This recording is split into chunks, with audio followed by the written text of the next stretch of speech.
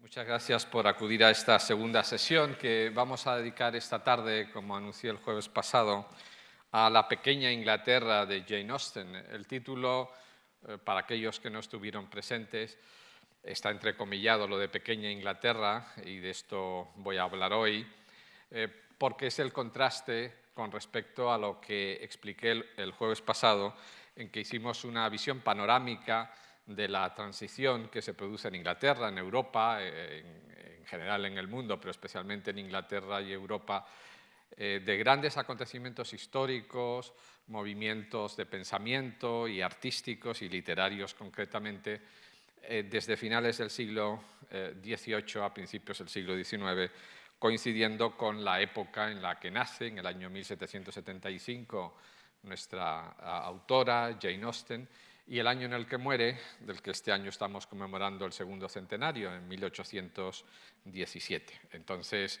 ante esos grandes acontecimientos, expliqué que en la obra de Jane Austen, y hoy vamos a hablar más en concreto sobre ella, hay ese gran contraste entre los grandes acontecimientos históricos, movimientos políticos, las revoluciones que tienen lugar en América, en Francia y en gran medida también la revolución industrial, por ejemplo, y política en Inglaterra, en el Reino Unido, y las novelas de Austen que reflejan otro mundo, un mundo más cerrado. Acabé diciendo que vamos a hablar del mundo de los terratenientes que pertenecen a una aristocracia baja, no la alta aristocracia, es una aristocracia baja, y que esa es la referencia a la pequeña Inglaterra. En ese ambiente revolucionario que mencionaba, la Revolución Americana, la Revolución Francesa y los inicios de la Revolución Industrial, pues fue el trasfondo, como digo, en el que nació y creció la escritora de la que nos vamos a ocupar hoy. Nació Jane Austen el 16 de diciembre de 1775 en un pueblecito que se llama Steventon. Es un pueblecito de un condado al sur de Inglaterra, el condado de Hampshire, en el sureste de Inglaterra. Hoy sigue siendo un pueblo pequeño. Según el censo del año 2011, tenía 207 habitantes, 207 vecinos, o sea que es un pueblecito bien pequeño. Y sigue en pie su iglesia del siglo XII, que es la que están viendo en la pantalla, cuyo párroco en aquel momento en el que nace Jane Austen es el padre de nuestra autora, es George Austen. Tienen aquí un retrato de George Austen. Había nacido en el año 1731 y muere algunos años antes que Jane Austen, en 1805. Era un pastor anglicano que atendía a los feligreses de este pueblo, de Steventon, y de otro pueblo cercano que se llama Dean. Ahora hablaré también de él. Este pueblo está pues, relativamente cerca de la ciudad principal más cercana, es Basingstoke, que está a 12 kilómetros al suroeste y dista pues, unos 77 kilómetros al sur de Londres. Lo digo para que se sitúen. Hay otras ciudades relativamente importantes en la zona, como son Reading, por ejemplo, o es un poco más al sur Southampton, ¿no? Este es más o menos la geografía en la que se sitúa este escenario donde nace y crece Jane Austen. El padre, George Austen, procedía de una familia acomodada que se había dedicado en el pasado al comercio de lanas, si bien había ido a menos. Tanto él como sus dos hermanas quedaron huérfanos siendo niños y fueron criados por sus familiares. Consiguió una beca, entró a estudiar en Oxford, en uno de los colleges de Oxford, el St. John's College, y allí conoció a una joven que se llamaba Cassandra Lee, 8 años más joven que él, con la que acabó casándose. Era de una familia acomodada, tenía cierto pedigrí y cierta fortuna. Su padre era el rector de otro colegio, de otro college de Oxford, el All Souls College. Para aquellos que hayan leído la obra de Javier Marías, recordarán que una de sus novelas es precisamente Todas las almas, y que hace alusión al nombre de uno de los colegios de Oxford. Ese es, All Souls College, es el colegio Todas las Almas, donde se sitúa la acción principal de la novela de Marías. Bueno, entonces, los clérigos anglicanos, como va a narrar nuestra novelista en muchas de sus novelas, recibían de los nobles terratenientes unos nombramientos como párrocos para atender a la feligresía de la zona donde tenían sus propiedades. Y eso se conocía con el nombre de beneficios, y el párroco era el beneficiado. ¿Esto qué significa? Pues que los pastores anglicanos que atendían a los feligreses de una propiedad determinada, tenían una relación de dependencia con respecto a ese señor, al propietario, al terrateniente, ¿no?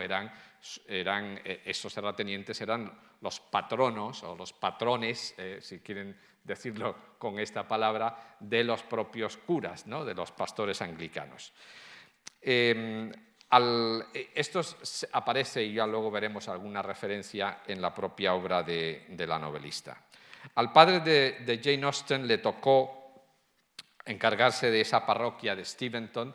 Este es un dibujo de la época donde aparece la casa principal de la parroquia donde vivía él con su familia. Y no solamente este pueblecito de Steventon, como estaba diciendo, sino también de un pueblo cercano, Dean, ¿no? Que estaba a muy pocos kilómetros, ¿no? El que se lo encargó era el marido de una prima segunda suya, es importante porque luego lo mencionaré, que se llamaba Thomas Knight, y que poseía no solamente el pueblo, sino muchas de las granjas que estaban alrededor. Bueno, con esa perspectiva de empleo, George Austen, que acababa de graduarse en Oxford, pues decidió casarse con Cassandra, que era la mujer de sus sueños. Eso ocurrió en abril de 1764 en la ciudad de Bath. Ahí tienen la referencia y ahora voy a mencionar a la familia para que nos podamos situar. Bueno, inmediatamente, el mismo día en el que se casaron, en abril de 1764, como figura ahí, pues partieron hacia el condado de Hampshire. Y como esta casa que acabamos de ver hace un momento estaba prácticamente en ruinas, no pudieron alojarse ahí y se fueron a vivir al pueblecito cercano que acababa de mencionar, ¿no? Que es Dean, ¿no? Que tienen aquí la referencia, el nombre cómo se escribe, ¿no? Dean, ¿no? Y ahí estuvieron viviendo durante unos años y nacieron los 3 primeros hijos de la familia. Estuvieron viviendo hasta 1768, ¿no? Y pueden ver los nombres de los 3 primeros hijos, James, George y Edward, que nacieron en Dean, hasta el año 1768, como digo. El segundo de los hijos, George, es el que nació con una tara física, parece que era sordomudo, y también con una discapacidad mental. El resto de los hijos tuvieron una vida normal. Si se fijan en las fechas de nacimiento y fallecimiento, que puede ser interesante verlo, ¿no? Prácticamente todos ellos, todos ellos mueren antes que Jane Austen, ¿no? Jane Austen muere en 1817, como estaba diciendo, pero sus hermanos, ¿no? El mayor muere 2 años después. Sin embargo, hay otros, hasta este que era enfermo, discapacitado, como estaba diciendo, muere en el 38. Bueno, y hay alguno que muere en 1865, Francis, ¿no? Que, como pueden ver, pues, con una edad muy, muy avanzada, ¿no? Más de 90 años. El único que muere antes que ella es su padre, George Austen, que muere en el 5, porque su madre, Cassandra Lee, muere en 1827. Bueno, ya digo que en 1768, el año en el que nace el tercer hermano, ya se traslada la familia a Steventon, porque esa casa, ¿no? que veíamos antes, ¿no? Que es esta de aquí, que era una casa cuyo origen es del siglo XVI, se había restaurado en estos años y eso le permite a la familia ya residir en la parroquia propiamente, en la casa parroquial. Y ahí nacen los 5 hijos siguientes de la familia, ¿no? De los 8 que tuvieron. Tienen ahí los nombres, ¿no? Es, como ven, Henry en el 71, Cassandra en el 73, Francis en el 74, nuestra autora Jane en el 75 y Charles 4 años después, en el 79.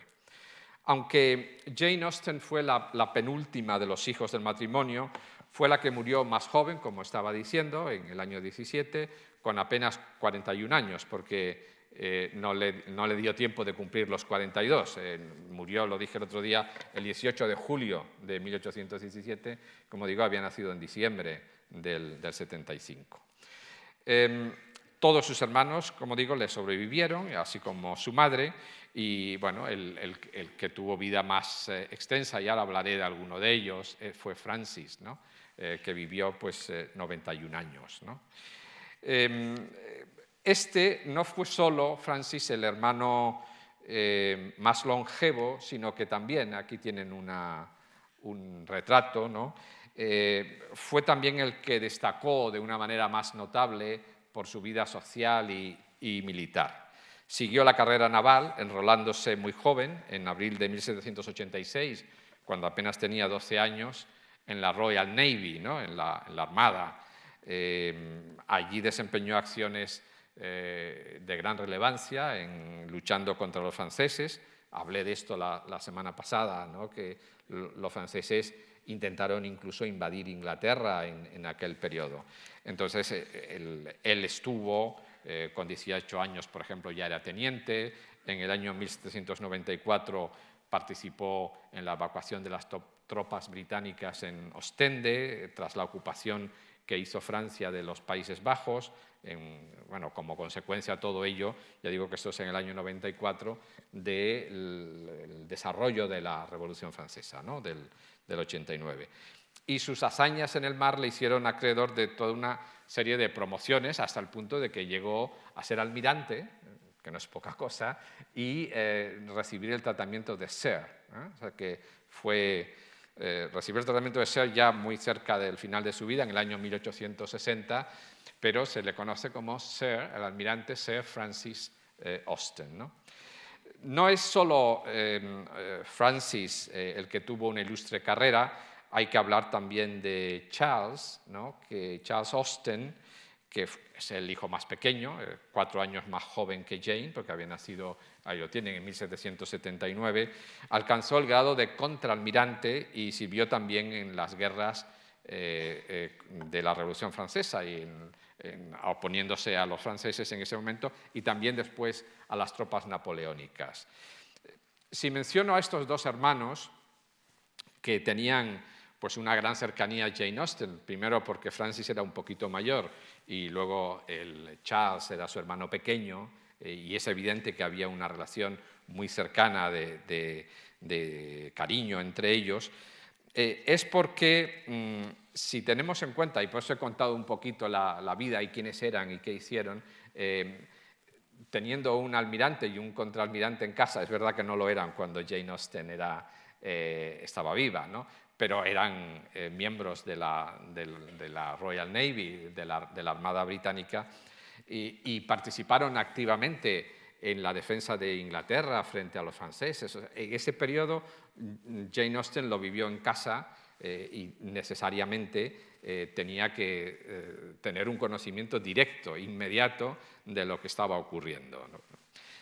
Bueno, es decir, las hazañas navales de sus hermanos no le podían ser ajenas en absoluto, ¿no? Y uno se pregunta cómo es que Jane Austen en ninguna de sus novelas habla de eso que ocurría, ¿no? De eso es lo que vamos a hablar, porque ella no habla de eso, salvo alguna alusión indirecta. No sé si alguno de ustedes ha leído la novela Mansfield Park, que es una de sus obras más conocidas, y ahí el personaje femenino principal, que es Fanny Price, tiene un hermano mayor que se llama William, que muchos piensan que es pues una proyección bien del hermano Francis o de Charles, porque ese William, el hermano de Fanny, es un soldado, vamos, que sirve en la armada, ¿no? Un marino, pero que ha ido a la guerra, que ha defendido, y es el hermano ideal, es el hermano que Fanny adora, admira y por el que tiene pues, una predilección especial, ¿no? Muchos han dicho, bueno, pues eso, que es la proyección de uno de sus hermanos, pero quitando esa referencia, pues prácticamente, bueno, y hay algunas menciones, evidentemente, de personajes que aparecen en algunas de las novelas, que son soldados o que son marinos, que han estado en la guerra o que van, vienen, pero evidentemente Jane Austen no narra nunca ningún combate naval ni nada por el estilo, ¿no? Otro de los hermanos que antes mencionaba es Henry Austen, es 4 años mayor que ella y parece que fue su favorito porque estuvo muy cercano a ella. Henry Austen, lo dije el jueves pasado, se casó con esta señora, con Eliza de Feuillide, que era prima, lo expliqué el jueves pasado, era prima de los Austen, de la familia Austen, pero por tanto inglesa, por eso dice nacida Hancock, que es su apellido original Hancock, pero se casó con un aristócrata francés, un conde, el conde de la Feuillide, y ya expliqué que este conde había sido guillotinado en 1794. Entonces, bueno, yo creo que es evidente que si en su familia su hermano predilecto, que era Henry, se casa con Eliza y ella había sufrido la muerte violenta de su marido en la guillotina en Francia, es más que evidente que Jane Austen tenía que estar pues muy familiarizada con lo que estaba ocurriendo, con lo que ocurría en Francia. Que no mencione nada de esto en sus novelas no se debe, por tanto, a ignorancia o desconocimiento, sino pues a otro tipo de razones, ¿no? Que es lo que intentaré explicar. Y otro de los hermanos, perdonen que me detenga en algunos de ellos, pero yo creo que este es muy interesante también, es Edward Austen. Y en medio está este apellido Knight, porque este es el tercero de los hijos, el que nació justo en el año 68, 1768, cuando se mudaron de Dean a Steventon. Era, como ven, pues, unos 7 años mayor que Jane, y debió ejercer, desde luego, una gran influencia sobre su hermana. Este Edward Austen tuvo la fortuna de ser adoptado cuando tenía apenas 12 años por los primos ricos de la familia, por aquel que les mencioné antes, Thomas Knight, que es el que le había dado el beneficio a George Austen, al padre de Jane Austen, para que fuera el párroco de Steventon. Era una familia que no tenían hijos y entonces, como los Austen tenían 8, pues este niño, Edward Austen, cuando tenía 12 años, fue adoptado por los Knight. Por eso aparece entre paréntesis el nombre de Knight, porque se llamó Edward Knight, aunque siendo Austen es Edward Austen, ¿no? Pero en muchos lugares aparece como Edward Knight porque recibió el nombre de la familia que lo adoptaba, ¿no? Es importante porque estos Knight, como dijeran los terratenientes, o sea, tenían pues muchas propiedades y eso permitió a Edward pues recibir una educación muy esmerada, viajar por toda Europa, escribió diarios que han tardado en publicarse prácticamente 2 siglos, porque los diarios de viaje de Edward Austen se publicaron en Australia en el año 2004, es decir, que hasta la fecha no los conocíamos. Bueno, estaban evidentemente en manuscrito. Bueno, pero ¿qué ocurre? ¿Por qué lo menciono con relación a Jane Austen y a su vida? Porque en el año 1794, si Jane Austen tiene 19 años, pues muere el protector de su hermano, o sea, Thomas Knight, el rico, el gran hacendado, y Edward hereda varias de las propiedades, incluyendo Steventon, que es la parroquia donde había nacido y donde estaban sus padres y sus hermanos, y una mansión que se llama Chawton House, que es esta casa que ven aquí, en un pueblecito que se llama también Chawton, en el mismo condado, en Hampshire, o sea, a una distancia muy cercana de Steventon. Chawton House era una mansión de finales del siglo XVI, donde vivía la familia Knight, y que pasa a ser, a partir de ese año, del año 94, bueno, la casa de Edward Austen, ¿no? La menciono porque hoy alberga una excelente biblioteca de más de 9.000 volúmenes, de la que sabemos que Jane Austen se benefició. Es decir, su hermano era el propietario de la casa y los libros que hay en la casa muy probablemente le permitieron muchas lecturas a Jane Austen. Hoy, además, alberga un centro de estudios de escritoras del periodo 1600 a 1830 que está conectada a la Universidad de Southampton. Y aquí, cada año, en Chawton House, se celebra la reunión anual de la Asociación Británica de Estudios sobre Jane Austen, de tal manera que los estudiosos, los especialistas en Jane Austen se reúnen aquí anualmente pues, para conmemorar, para hablar de la vida de la autora. Además, en el propio pueblo de Chawton pasó, luego hablaré un poquito de esto, los últimos 8 años de su vida Jane Austen en una casa grande del siglo XVII en el centro del pueblo, que hoy es el Museo Natal, casa de Jane Austen, ¿no? Perdón, he dicho Museo Natal, olviden lo de Natal, es Museo Casa de Jane Austen, ¿no? Y ahí hay objetos de su vida, ¿no? Pero el familiar más cercano de todos los que he mencionado, hay todavía uno que no he mencionado más que en la lista inicial, y esa es Cassandra, obviamente, de 8 hermanos, de 7 hermanos, 8 hijos, de 7 hermanos, uno de ellos solo era chica, ¿no? Que era Cassandra, unos pocos años mayor que Jane Austen. Pues es evidente que su hermana mayor,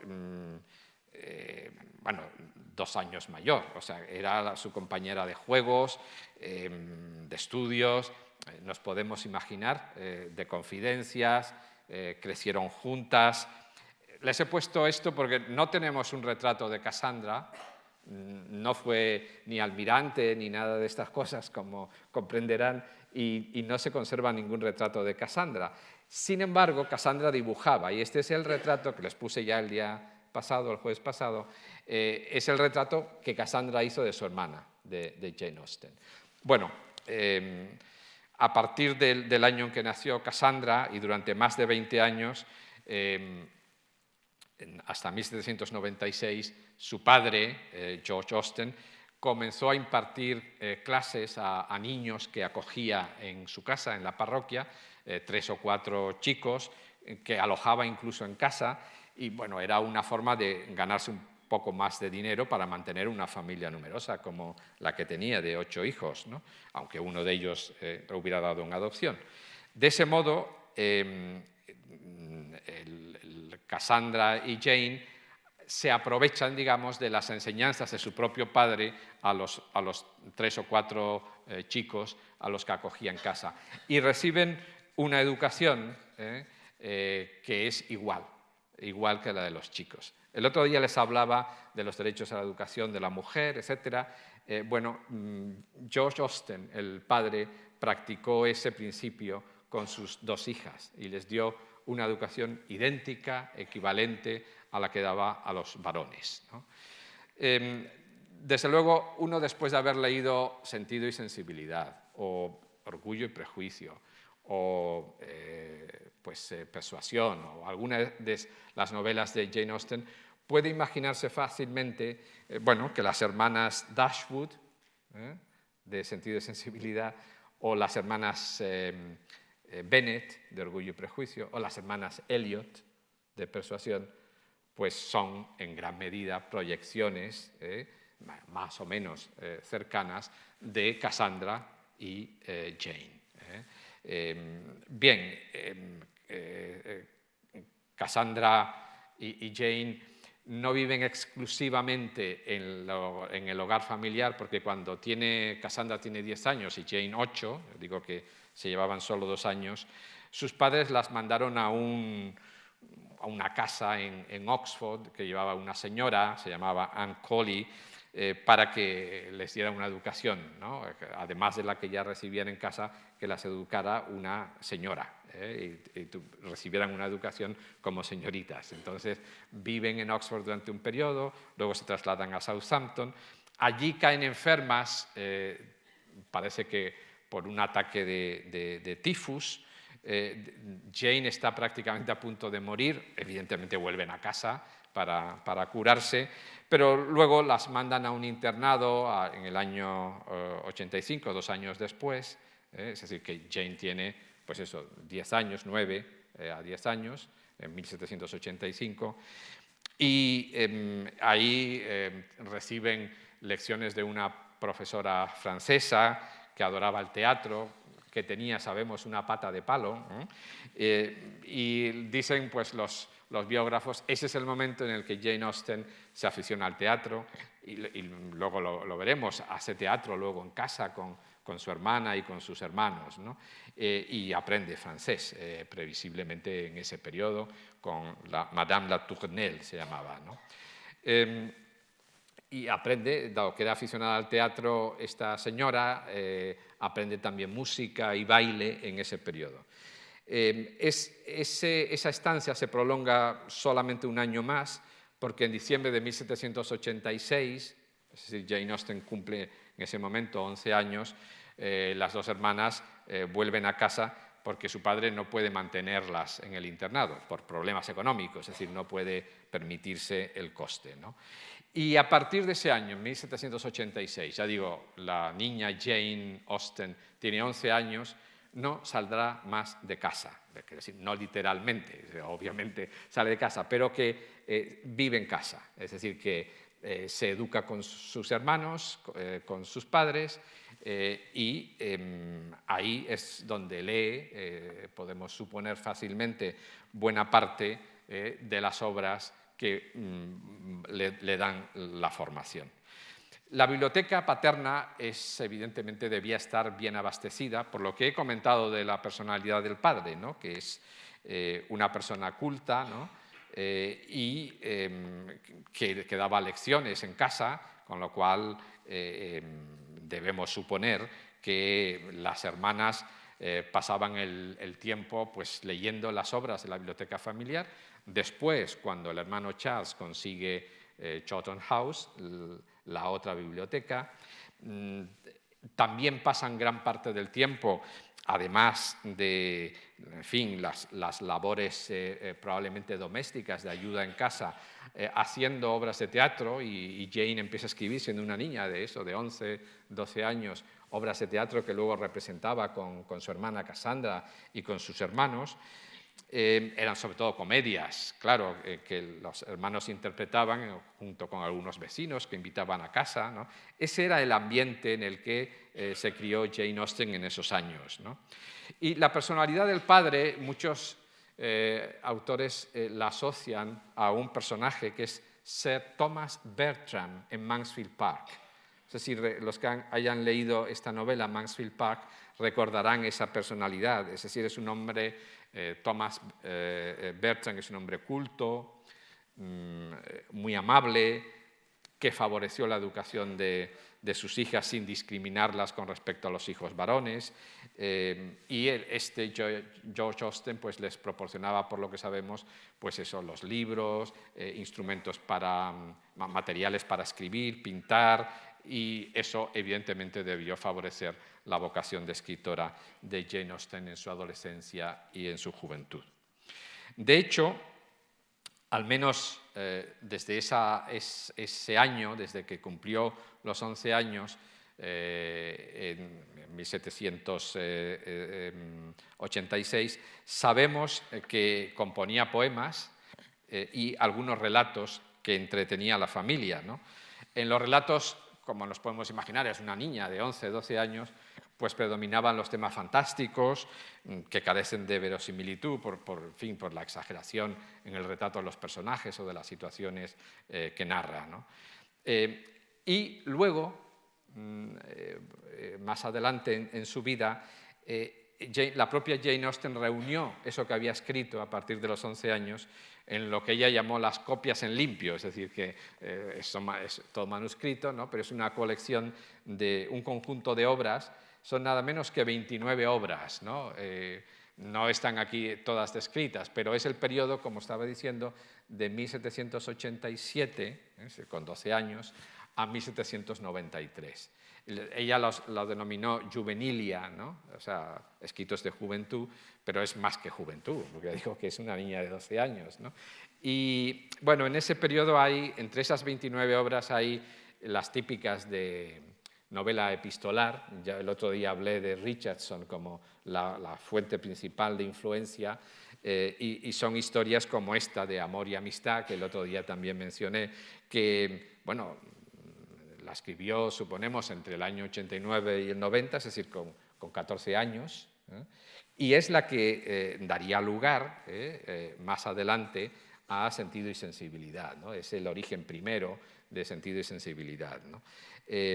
A partir de 1793 es cuando verdaderamente ya empieza a escribir algo más en serio, ¿no? Aquí hay bueno, una referencia en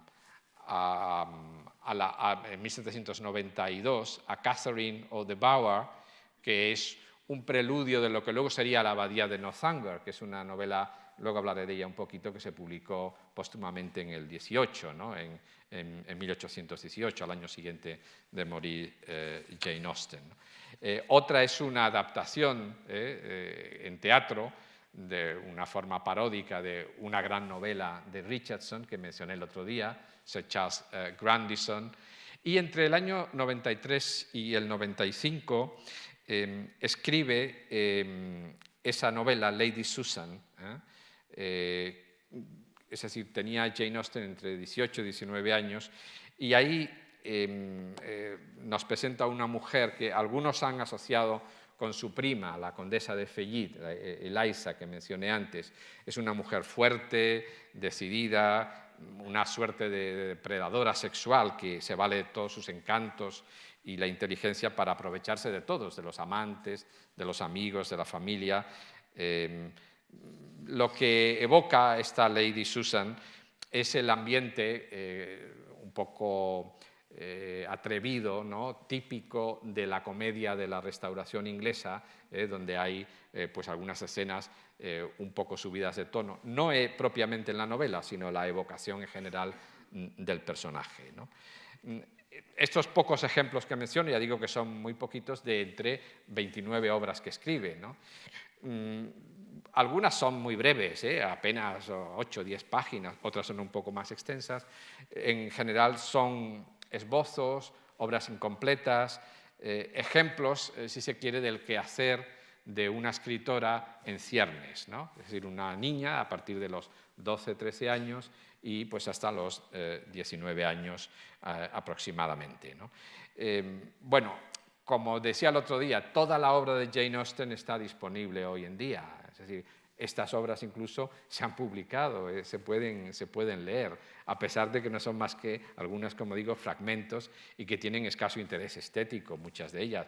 Bueno, lo único que nos ponen de manifiesto es el interés y la evolución de un adolescente, ¿no? Y podemos ver cómo se va fraguando esa obra, ¿no? Y ya lo que es también muy interesante es, eso lo he subrayado aquí, cuando hablo de teatro, obra de teatro paródica, o cuando hablo de novela epistolar de tono cínico y burlón, son rasgos que van a caracterizar la obra de Jane Austen. Sí, una de las cosas que la mantienen aún fresca y viva, esas novelas, las grandes novelas de Jane Austen, es la ironía. Es la ironía con la que trata las situaciones, con la que se ríe de una manera muy educada, si se quiere, ¿no? Pero se ríe de situaciones que ella satiriza claramente, ¿no? De situaciones, modales sociales, etc., ¿no? Bien, lo que estaba diciendo antes de la abadía de Northanger, ¿no? Cuando escribe Catherine of the Bower, la abadía de Northanger, es la obra final, es otro ejemplo de una parodia de la novela gótica. Recordarán que el otro día mencioné este género. Es decir, son aquellas historias verdaderamente fantásticas, de ambiente, bueno, con crímenes, con muchas escenas de horror, raptos, secuestros, violaciones, en fin, todo eso que hizo muy popular el género llamado gótico, de la novela gótica, en las últimas décadas del siglo XVIII, Jane Austen lo narra en la abadía de Northanger, ya digo, y previamente en estos primeros esbozos, con un tono paródico, riéndose de esto, ¿no? Es lo que hace que ahora que la leamos es una especie de lo mismo que hizo Cervantes en El Quijote con respecto a la novela de caballerías, si me permiten el paralelismo, ¿no? Utilizando un género muy popular como la novela de caballerías, ella utilizó la novela gótica y adaptó el personaje femenino, Catherine Morland, en ese caso, a ese ambiente. Bueno, la vida de las hermanas Cassandra y Jane, como estaba diciendo, pues pasó entre lecturas y lecturas, representaciones teatrales, bailes, música. Una de las pocas diversiones que tenían viviendo en un pueblo tan pequeño como el que vivían era que se juntaban los vecinos de las distintas granjas de alrededor y celebraban de vez en cuando bailes en algunas de las casas o en la parroquia, y ese era un lugar para socializar, y era donde los jóvenes hombres y mujeres se encontraban y empezaban a entablar relaciones y, consiguientemente, a enamorarse. Por esa época, recién cumplidos los 20 años, justo entre diciembre de 1795, había nacido en diciembre del 75, y enero de 1796, Jane conoció a ese joven que ven en la pantalla, Tom Lefroy, que había nacido en 1776, como ven ahí, o sea que era pues un año más joven que Jane Austen. Acababa de finalizar sus estudios universitarios y planeaba trasladarse a Londres para comenzar como abogado. Tiene ese apellido francés que ven, Lefroy, porque aunque era de origen irlandés su familia, el origen inicial era una familia francesa, hugonotes, que habían escapado de Francia y se habían refugiado en Irlanda, ¿no? Según todos los indicios, lo poco que sabemos de las pocas cartas que se han conservado, se supone que escribió más de 3000 cartas Jane Austen, pero en un periodo posterior, aunque su hermana las guardaba, muchas de esas cartas fueron destruidas por Cassandra o recortadas. Es decir, la hipótesis principal, se conservan muy poquitas, alrededor de 200 cartas. La hipótesis principal es que Cassandra y la familia quería proteger la reputación de la autora, ya pasados ya varios años de su muerte, porque posiblemente en las cartas pues hiciera confidencias, como es natural. Son cartas que dirigía a los miembros de su familia y estos las destruyeron. En las cartas podemos imaginarnos todo tipo de cosas, o sea, las cosas que le pasaban en aquel momento en el que la carta era el medio para la carta y el diario, ¿no? para poder expresar los sentimientos. El hecho de que desaparezcan las cartas es que no sabemos mucho de lo que pensaba verdaderamente Jane Austen. Bueno, pero suponemos, ya digo, que se enamora de este joven, pero bueno, inmediatamente comprende que eso no puede prosperar, porque ninguno de los dos tiene dinero. Jane Austen es la hija de un pobre párroco, ¿no? Bien educada, pero sin dinero, claramente, ¿no? Y Tom tampoco. Tom ni siquiera es abogado aún, tiene que hacer la carrera de abogado. Bueno, luego este llegó a ser un gran personaje porque se convirtió en un magistrado de alto rango del sistema judicial en Irlanda, pero eso pasados los años. Nadie suponía en ese momento, y Jane menos, que fuera a ocurrir así. Ese primer enamoramiento de Jane Austen, frustrado por estas circunstancias sociales, económicas, familiares, nunca superado por los pretendientes que aparecerán luego, porque Jane Austen tendrá algún otro pretendiente, luego mencionaré solamente uno, pero es muy posible, más que probable, que hubiera más pretendientes. Jane Austen nunca lo superará, parece que ese fue su primer amor y por tanto el que va a permanecer en su memoria todo el tiempo. Bueno, ese conflicto que se produce en este momento, el rechazo que ella hace de Tom por estas circunstancias económicas, familiares, sociales, es uno de los conflictos morales principales que se plantean en las novelas. Yo creo que si algunos de ustedes han leído algunas de las novelas, recordarán que uno de los conflictos principales es cómo el amor, el sentimiento, se enfrenta a la realidad social o económica, fundamentalmente, ¿no? Muchos dicen que este Tom es el origen del personaje del señor Darcy en Orgullo y Prejuicio, ¿no? Que, bueno, Jane Austen escribe Orgullo y Prejuicio al año siguiente, o sea, entre 1796 y 1797, así que no está tan lejos esa hipótesis de que sea el origen del personaje, ¿no? Aunque algunos dicen que más bien Tom se asemeja a la personalidad más gregaria de Elizabeth Bennet y que es ella, Jane Austen, la que es más el señor Darcy. Pero bueno, de una forma u otra, la opinión generalizada es que ahí, en ese enamoramiento primero de Jane y Tom, está la relación entre Elizabeth y Darcy en Orgullo y Prejuicio.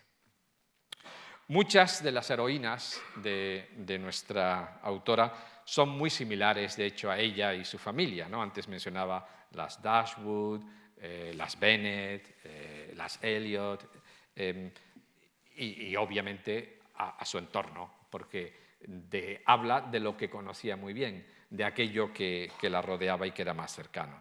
Los protagonistas de sus grandes novelas, como creo que conocen muchos de los presentes, son hombres y mujeres jóvenes que se conocen en ese ambiente rural de gente acomodada, miembros de cierta aristocracia de bajo rango, como decía, como son varones o caballeros, reciben el tratamiento de Sir, pero eso no significa que sean absolutamente acomodados o gente con posibles, ¿no? Algunos sí poseen extensas, grandes extensiones de tierra y mansiones campestres. Es lo que el otro día comentaba, ¿no? Que eso es lo que se llama la landed gentry, ¿no? Que lo tienen aquí en el título, ¿no? O sea, la aristocracia terrateniente, ¿no? o nobles con tierras, si quieren decirlo así. Y algunos de ellos, bueno, explotaban directamente las tierras, otros los daban a administradores que lo hacían por ellos y, bueno, desempeñaban fuera de su entorno, fuera de sus propiedades, pues puestos políticos o llevaban una vida en la ciudad, ¿no? En Londres o en otras ciudades, o pertenecían a las Fuerzas Armadas, ¿no? Como algunos de los hermanos de Jane Austen, ¿no? Ejemplos de ese tipo de terrateniente es, por ejemplo, Sir Thomas Bertram, ¿no? en Mansfield Park. Ese es un caso típico, que además vive, y ahí parece, dicen algunos críticos, una ligera crítica social gracias a las posesiones que tenía fuera de Inglaterra, en la isla caribeña de Antigua, ¿no? O el otro ejemplo es el del que tienen en la pantalla, no sé si han estado leyendo. Este es el principio de Persuasión, de una de las últimas novelas de Jane Austen, y el personaje es Walter Elliot, del que dice Jane irónicamente, ya digo, es el mismo principio de la novela. ¿Quién era este? ¿No? Bueno, dice Sir Walter Elliot, de Kellynch Hall, Somersetshire. Era un hombre que jamás cogía para distraerse otro libro que el baronetario, es decir, la relación de varones, ¿no? de Inglaterra. Allí encontraba ocupación para las horas muertas y consuelo para las de abatimiento. Allí se le despertaban la admiración y el respeto, repasando lo poco que quedaba de los antiguos privilegios. Allí cualquier mal humor derivado de problemas domésticos se le tornaba compasión o desdén de manera natural, hojeando el número casi interminable de títulos del último siglo. Y allí, cuando las demás páginas no le servían, podía leer su propia historia, con un interés que jamás le decaía. Esta era la página por la que se abría siempre el libro predilecto. La página es la que habla de sí mismo, claro, es Eliot de Kellynch Hall. Y dice, Walter Eliot, nacido el 1 de marzo de 1760, casado el 15 de junio de 1784, con Elizabeth, hija del señor James Stevenson de South Park, condado de Gloucester. Esta dama, fallecida en 1800, le ha dado los siguientes hijos, etcétera, etcétera. O sea, ese era el máximo placer del Sir Walter Elliot, ¿no? Es evidente que hay una gran carga irónica, y esto desde la primera página de la novela, ¿no? Estos son los personajes. Alrededor de estos terratenientes o landed gentry se hallaban también los clérigos, claro, que recibían los beneficios de las parroquias para atender a las necesidades espirituales de los feligreses de esas propiedades. Ya dije que el padre de Jane Austen, George Austen, era un párroco así. El hermano mayor, James, también siguió la carrera eclesiástica. Entonces, claro, es obvio que Jane Austen estaba muy familiarizada con estos clérigos. Y estos son los que, bueno, muchas veces no tienen nada de dinero, hacen una carrera académica, estudian en Oxford, en alguna buena universidad, y luego se emplean como párrocos, ¿no? Son personajes cultos, educados, a veces muy refinados, y sobre algunos de ellos, luego mencionaré algún ejemplo, hay también una gran carga de ironía, ¿no? Pero bueno, sigamos con nuestra cronología, ¿no? Entre 1796 y 1798, como estaba diciendo, Jane Austen escribe los manuscritos de sus primeras novelas completas, ¿no? Y de sus primeras novelas largas. Este es Elinor y Marianne, que es una reescritura que luego dará lugar a la novela Sentido y Sensibilidad. Lo escribe primero como novela epistolar, pero luego cambia de opinión. O sea, es muy deudora en ese aspecto de las novelas de Richardson, como he explicado, pero luego lo reescribe, ¿no? Y la hace ya una narración con un narrador omnisciente, o sea, no a través de cartas, ¿no? Que era el sistema tradicional. Esta es la primera novela que se publica. Es del año 1811, ahí lo tienen, ¿no? Además se publica anónimamente, ¿no? Si se dan cuenta, dice ahí, escrita, dice, by a lady, o sea, por una señora. Esa es la autora, dice, Sentido y Sensibilidad, por una señora, no sabemos más, ¿no? Bueno, sí sabemos, evidentemente, esto luego se hace público y ya veremos las portadas, ¿no? de otras novelas donde aparece su nombre, ¿no? La novela, yo creo que seguramente muchos la conocen o habrán visto alguna versión cinematográfica, gira en torno a la confrontación entre el sentido, la responsabilidad, la seriedad, ¿no? que representa Elinor Dashwood, y la sensibilidad romántica, alocada incluso, podemos decir, que personifica a su hermana Marianne. Es decir, Jane Austen aborda un tema absolutamente contemporáneo para ella, en su mundo, ¿no? Es la responsabilidad, el sentido básicamente neoclásico de finales de siglo, y lo que está evolucionando rápidamente con el prerromanticismo, ¿no? Que es la sensibilidad, que es lo que representa, como digo, Marianne. En ese periodo es la estética neoclásica frente a la estética romántica.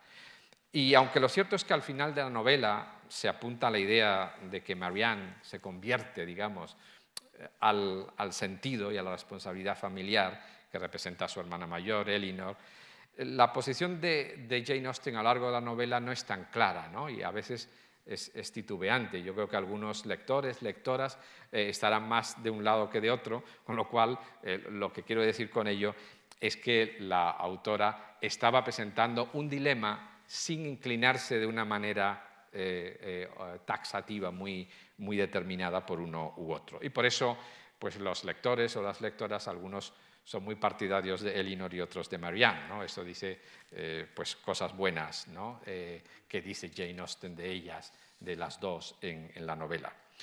Tras escribir la primera versión de Sentido y Sensibilidad, en 1796. Jane Austen escribe una novela que llama en aquel momento Primeras impresiones. Es una novela probablemente también epistolar, cuyo primer borrador sabemos que estaba terminado en agosto del 97. No conservamos ese borrador, sino la reescritura, ¿no? Y esa reescritura se llamó Orgullo y Prejuicio, ¿no? El otro día les explicaba cuál era la referencia que se encontraba en Fanny Burney para Orgullo y Prejuicio. Bueno, aquí ven que aparece mencionada que la autora es la de Sentido y Sensibilidad. Si aquella decía una dama, una señora, ahora encontramos esta referencia. Es evidente que en la época sí que se hace sabido, pero no aparece en principio en esa primera edición su nombre, ¿no? Yo creo, me lo dirán ustedes, no se lo voy a preguntar, claro, pero que esta es una de las novelas sin duda más populares. Yo no sé si es la mejor. Es muy difícil para los que conozcan la obra de Jane Austen y les guste decir que esta es la mejor algunos dirán es la que me gusta más, pero es muy complicado decir si es la mejor. Desde luego es la más popular. Tengo aquí apuntado que se han vendido más de 20 millones de ejemplares de esta obra. Ha habido múltiples adaptaciones a todos los géneros, ¿no? Películas, series de televisión, obras teatrales, decenas de novelas que continúan la historia, es decir, a otros autores que han dicho, vamos a ver qué pasa después, ¿no? Del final que hizo Austen. Es una gran paradoja, por otro lado, pensar que el padre de Jane Austen envió esta novela en el año 1797, cuando la acabó y se llamaba Primeras impresiones, la envió a un editor londinense en noviembre para ver si la publicaba. Y como comprenderán, la rechazó. Es decir, como comprenderán, porque esta novela se publica años después, en 1813, ¿no? Nadie que haya leído esta novela podrá olvidar, yo creo, la comicidad y la ironía en torno a los personajes centrales. Por citar solo a los más característicos, es Elizabeth Bennet, por supuesto, que es la figura central femenina de la novela, una chica alegre, atractiva, ingeniosa, hasta caprichosa, podríamos decir, y que es la que representa el prejuicio de la novela. Y luego, evidentemente, el señor Darcy, ¿no? Que es el rico hacendado, es guapo, es alto, es inteligente, pero es mucho más contenido, ¿no? Es el prototipo del decoro y que algunos dicen que es el orgullo, ¿eh? De la novela, si es el prejuicio de ella y el orgullo de él, ¿no? Y evidentemente está el clérigo, es decir, el señor Collins es pomposo y ese es uno de los personajes sobre los que más ironía hay en la obra de Jane Austen. Se burla claramente del señor Collins, ¿no? El señor Collins es un hombre de 25 años, o sea que es igualmente joven, ¿no? Pero es como si fuera mucho mayor cuando uno lee sus intervenciones, su forma de hablar, etc. ¿Qué es lo que busca el señor Collins? Pues lo que todos, dinero, mejorar su posición social, y por eso es tan ridículo en gran medida, ¿no? Tampoco podemos olvidar, entiendo, a los padres, ¿no? Los señores Bennet, ¿no? Pertenecen a la landed gentry ¿no? A la aristocracia terrenal, pero no tienen fortuna, no pueden dar una buena dote a sus hijas, ¿no? El humor de esta novela está lleno, como decía, pues, de ironía, de sarcasmo. Hay episodios burlescos que son deliciosos de leer. Y es, evidentemente, yo creo que es una de las grandes de los grandes logros, ¿no? de la novelista. Yo creo que cualquiera que haya leído la novela no puede olvidar el primer párrafo. Es como empezar en un lugar de la Mancha, ¿no? Es decir, que ese primer párrafo dice: es una verdad mundialmente reconocida que un hombre soltero, poseedor de una gran fortuna, necesita una esposa. Sin embargo, poco se sabe de los sentimientos u opiniones de un hombre de tales condiciones cuando entra a formar parte de un vecindario. Esta verdad está tan arraigada en las mentes de algunas de las familias que lo rodean que algunas le consideran de su legítima propiedad y otras de la de sus hijas, ¿no? Claro, es una novela única en el sentido de representar las limitaciones del ser humano, de los sentimientos, a hacerlo con humor, con una vivacidad y un ánimo tan ligero que algunos lectores y críticos han comparado el placer de leerla con oír la música de Mozart, ¿no? Y dicen algunos, especialmente las bodas de Fígaro, ¿no? Es decir, que, yo creo que es el talento de Jane Austen, ¿no? El que nos permite que nos presente una confrontación seria entre los sentimientos y los planteamientos morales y sociales y al mismo tiempo lo haga con esa ligereza, ¿no? Que la hace tan accesible. Antes hablaba de Susan y de la abadía de Northanger. Yo creo que esta, que es una obra que se publica, como digo, póstumamente en el año 18, en 1818, es una parodia, como antes narraba, de la novela gótica, ¿no? Es el ambiente ese fantástico, tenebroso, que triunfaba en las últimas décadas del 18 y que antes les decía que es similar al juego que hace Cervantes parodiando la novela de caballerías. Aquí lo que nos encontramos es una joven de 17 años, diríamos una niña prácticamente, que es Catherine Morland, es hija de un clérigo rural. Claro, en esto pues es como si fuera la propia Jane Austen en gran medida, y como Jane Austen también lee mucho, muchísimo, pues es como Don Quijote, de tanto leer, y lee muchas novelas de estas, de aventuras y románticas, de ambiente gótico, pues queda obnubilada y en unos días que pasa en una abadía, invitada por unos amigos, ella se imagina que es prisionera, ¿no? Y que le pasan las cosas más fantásticas y más truculentas, ¿no?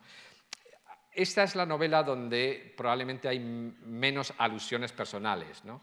O al menos que sepamos, ¿no? Quizá esas fantasías pudo haberlas tenido Jane Austen o su hermana Cassandra de niñas, pero no lo sabemos, esto ya es mera especulación. Pero es típicamente una novela de una adolescente, de una niña de 17 años, que se cree una heroína de una novela fantástica, ¿no?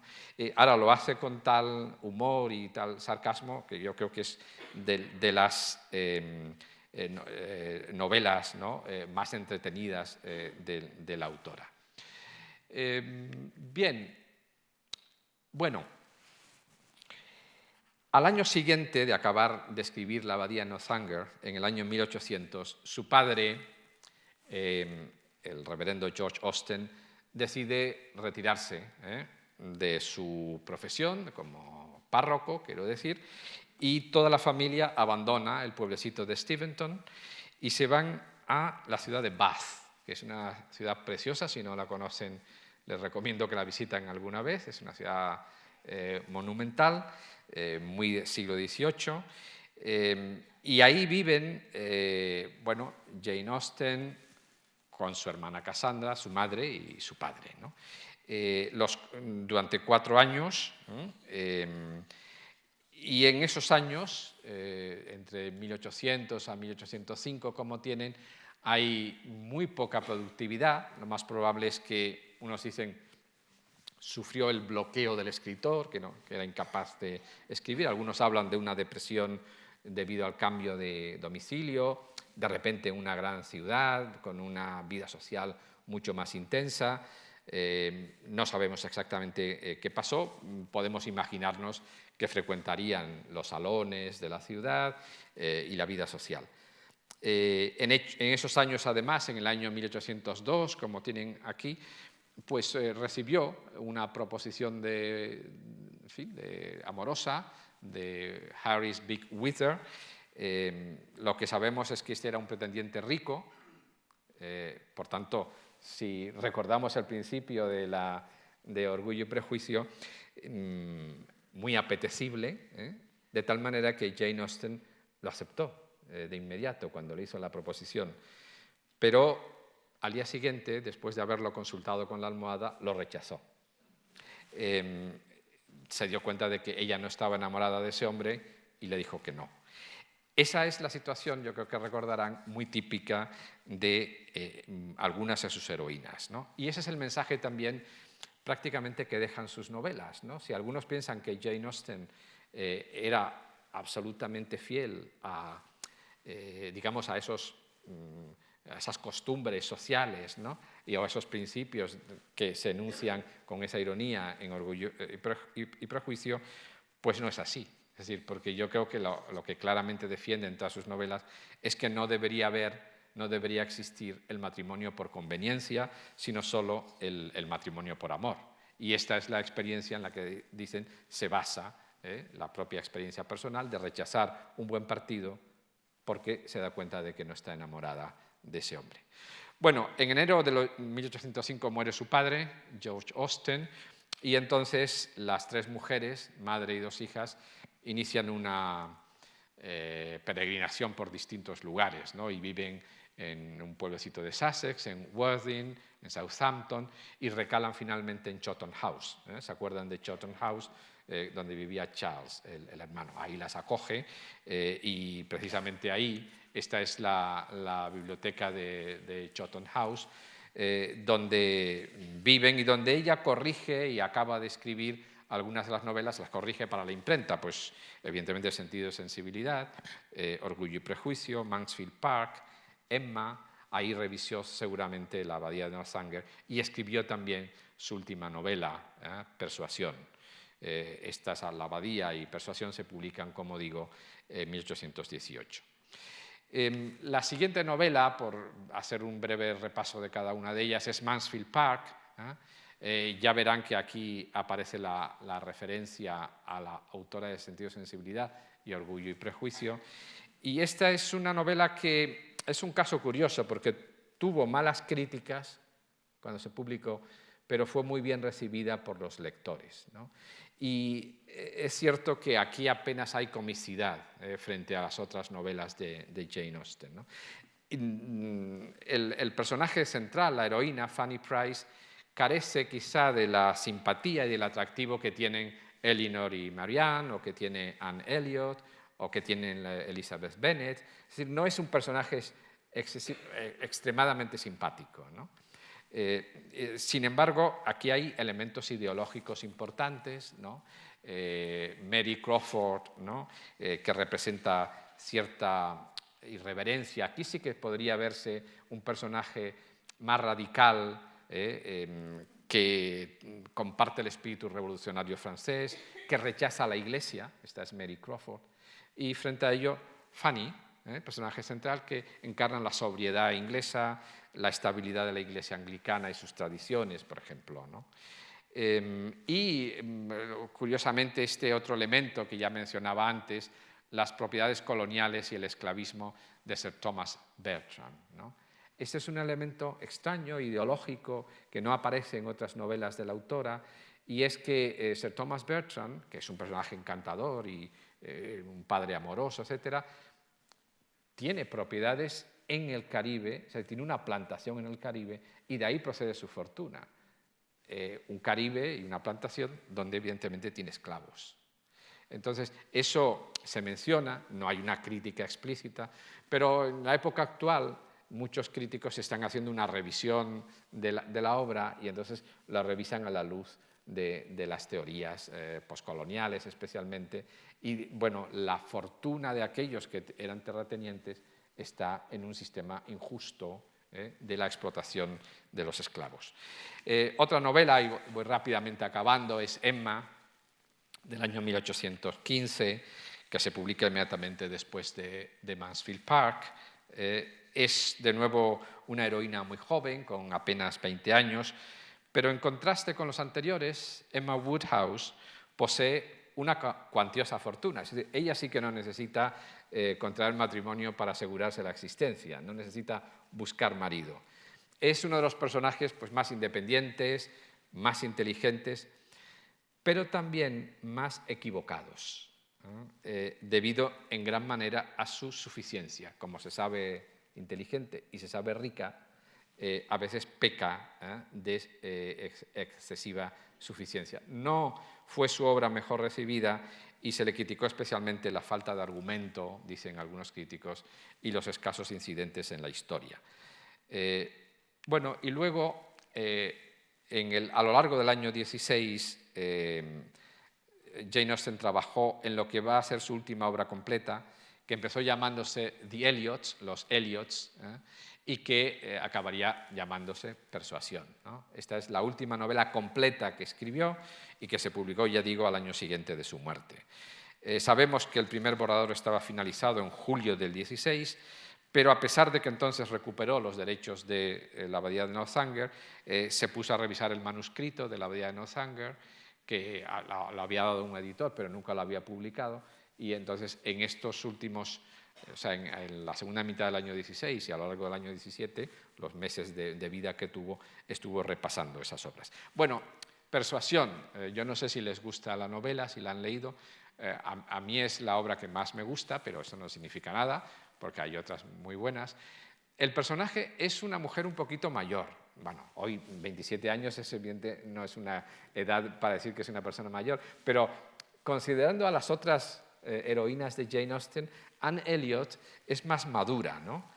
Y es una mujer que se enfrenta a un gran dilema, que es el poder de la persuasión y de la responsabilidad. Es decir, aquí lo que se plantea, si recuerdan la novela, es el debate con el capitán Frederick Wentworth, que es un hombre de mayor altura intelectual y moral, y con el que ella tuvo un romance muchos años antes. Y siguiendo los consejos de otra mujer, una mujer mayor, Anne lo dejó. Y ahora de repente vuelve a reencontrarse con el capitán Wentworth y se plantea el problema, el dilema moral de la responsabilidad y de lo que hizo en un momento determinado. Es una novela que tiene una gran hondura psicológica, sobre todo en el personaje de Anne Elliot, ¿no? Y donde el paisaje, por ejemplo, desempeña un papel fundamental. Es decir, la forma en la que el paisaje se entrelaza con la personalidad de la protagonista, ¿no? Recuerda a veces lo que logró el gran poeta romántico Wordsworth en sus poemas, ¿no? Bueno, voy ya a los últimos meses de la vida de Jane Austen para ir acabando en unos minutos. Sabemos que los primeros síntomas de la enfermedad que la llevarían a la tumba en julio de 1817 se presentan ya desde principios del año. ¿Cuáles fueron? Pues ahí lo tienen, una gran debilidad física, dificultades para caminar y leer, le dolían los ojos, tenía mucho dolor, a veces fiebre, y la piel de la cara, ¿no?, cambiaba de color, la pigmentación de la cara cambiaba de color, era más oscura a veces, ¿no? Ella lo atribuía al reuma y la bilis, ¿no? Bueno, eso es un argumento típico de la época, es decir, cuando tampoco se conocía mucho de las enfermedades. Empieza a escribir una novela que se llama The Brothers. Esta novela está sin acabar, solo escribió los 12 primeros capítulos y se vino a publicar pues, en el siglo XX, como ven, en 1925, con el título Sanditon. Cada vez se encuentra peor, los dolores son más fuertes, la incapacitan incluso para caminar, ya no puede escribir, y en marzo los hermanos, Cassandra y Henry, la trasladan aquí, a la ciudad de Winchester, para que la puedan tratar los médicos, ¿no? Sacarla de Chawton House, que al fin y al cabo era una casa cómoda, pero vivía en el campo, vivía lejos de donde podía tener tratamiento. La trasladan en mayo y muere en el mes de julio en esa ciudad. Es enterrada en la catedral de Winchester, que es una catedral magnífica, y ahí reposan todavía los restos de Jane Austen. ¿De qué murió? Con 41 años. Bueno, es muy complicado contestar a eso. Evidentemente no se le hizo autopsia y no sabemos exactamente de qué murió.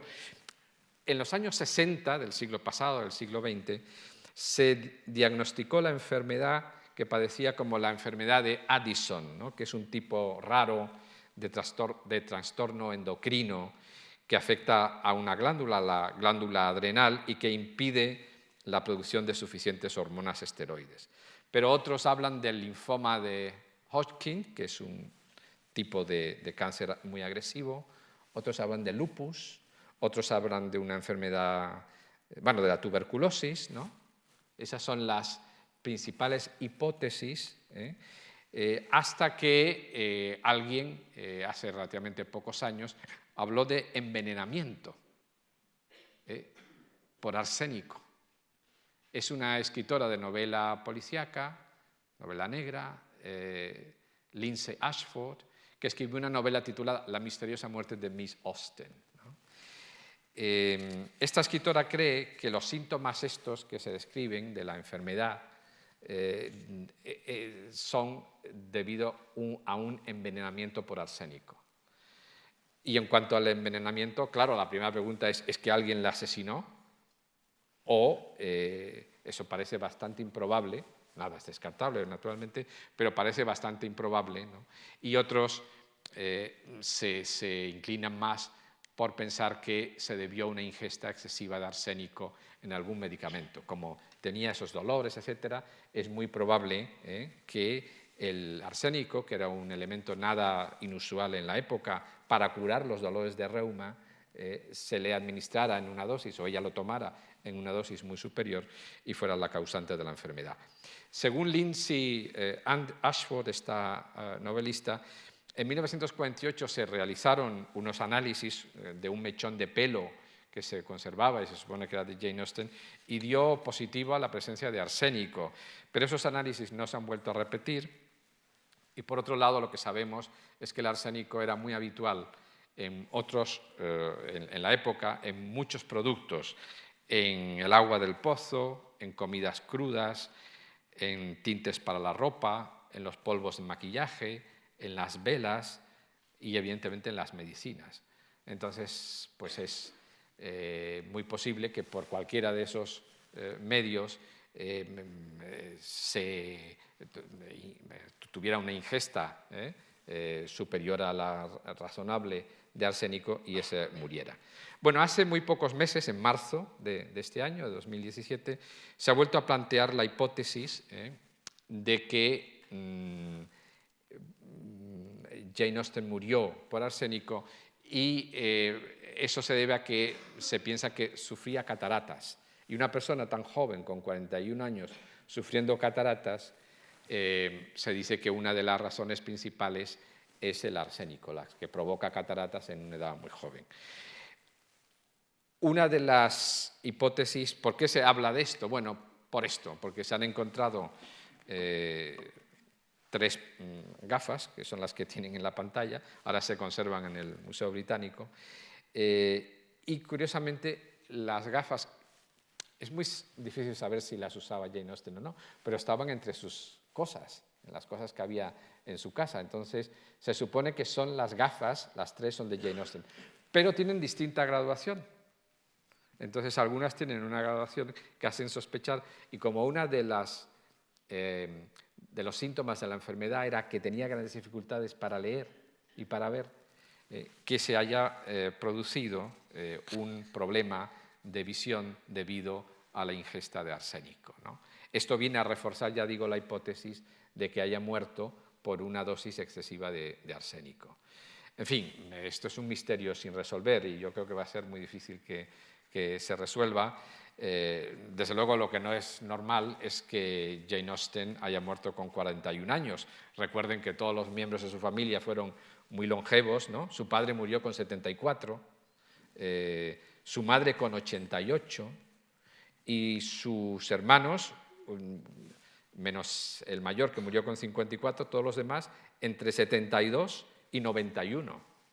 Claro, que ella haya muerto con 41 años no deja de ser una circunstancia muy rara desde el punto de vista genético, digo, porque además todos los miembros de su familia murieron en edades muy superiores a la media de mortalidad del siglo XIX. Bueno, yo creo que, con independencia de esto, ¿no?, lo más importante, sin duda, que tenemos de Jane Austen es su obra y el hecho, como decía el otro día, que se conserve en la lectura y en el gusto del público y que se hayan hecho además tantas adaptaciones y se haya popularizado tanto su obra. Yo creo que ahí está, pues, en gran medida, como comenté el otro día, la herencia de la gran novela inglesa del siglo XVIII, el sentimentalismo de Richardson, el realismo y la ironía de Fielding, ¿no? Y me gustaría acabar ya, y perdonen porque sé que me he prolongado más de la cuenta, con una última cita que creo que resume muy bien todo el espíritu de esas novelas, ¿no? Es una cita de un crítico muy conocido en Inglaterra, que escribió un libro llamado La Gran Tradición, refiriéndose a la novela, y dice esto, ¿no? Los argumentos de Jane Austen y sus novelas en general se construyeron de forma muy deliberada y calculada. Es decir, con esto que son casi instrumentos como relojes, ¿no? Maquinarias de relojería. Pero su interés en la composición no es algo que podamos oponer a su interés por la vida. Y tampoco nos ofrece un valor estético que sea, o sea, la perfección formal, que sea separable de la significación moral. El principio de organización y el principio de desarrollo en su obra es un intenso interés moral muy característicamente suyo por la vida, que es, en primer lugar, una preocupación por ciertos problemas que la vida le obliga a tomarlos como problemas personales. Sin esa intensa preocupación moral no habría sido una gran novelista. Es decir, esa capacidad que dice Lewis que tiene Austen es el de reflejar la vida genuina, más allá de una estética, más allá de una perfección formal, que son los dilemas morales de sus heroínas y que es los que la convierten en una autora clásica y probablemente lo que explique, como digo, que aún hoy satisfaga todas las expectativas de los lectores. Ese aspecto de seriedad o de compromiso moral de Austen es de los más resaltados por la crítica actual, que yo creo que hay que ver que más allá del entretenimiento que proporcionan sus novelas en una primera lectura, podríamos decir que ese es el primer nivel de lectura y el que nos puede atraer en un primer momento. Para los lectores más serios está la profundidad de los planteamientos morales de esas heroínas y ese sea posiblemente el valor más imperecedero, que a pesar de los cambios sociales, que evidentemente son muchos, ¿no? Lo que queda es el nivel de introspección psicológica de esas heroínas y, evidentemente, el retrato de esa sociedad, ¿no? Esa pequeña Inglaterra que supo plasmar tan magistralmente sus novelas, a pesar de que hayan cambiado, como digo, las costumbres, las formas, que hayan sido superadas por el tiempo, sigue esa pequeña Inglaterra, esos núcleos de vida que encontramos en las novelas, proporcionándonos solaz, diversión, planteamientos morales y también, sobre todo, la gran ironía que despliega Jane Austen, ¿no? Esos personajes como Elinor y Marianne Dashwood, Elizabeth Bennet, Fanny Price, Mary Crawford, Emma Woodhouse, Anne Elliot o la niña loca esta Catherine Morland. Yo creo que mantienen, como digo, la frescura, la vitalidad portentosa en su comportamiento moral y en sus interacciones con la sociedad, ¿no? Esa es la pequeña Inglaterra de Jane Austen. Muchas gracias.